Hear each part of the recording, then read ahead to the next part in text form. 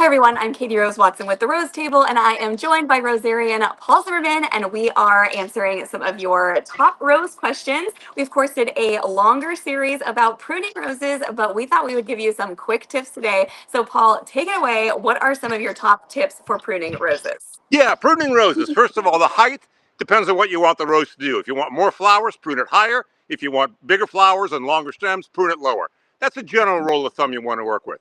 Couple parts of the anatomy of rose I want to tell you about right here and there. You hear about pruning to an outward facing bud eye an awful lot. Here That's we the go. bud eye Yes. right there. That's where the swelling is. So the cane is going to grow in the direction that bud eye is facing. In this case, it's facing this way, so it's going to grow like that. If it was facing this way, it would grow like that, a little bit different, okay? That's the things to keep in mind. So when you want to make your cut, you want to make it above an outward facing bud eye, about 1/4 of an inch above at a slight angle like that. That is essentially your pruning cut.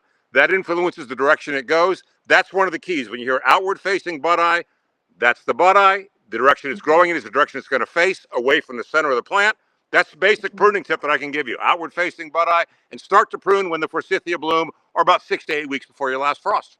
And so many of my friends, they want me to help them prune their roses, and the first thing I do is go in and kind of open up the center of the plant, and I just say, "Trust me." So I think that's such an underrated rose trip is to really keep for the center, nice and open for airflow.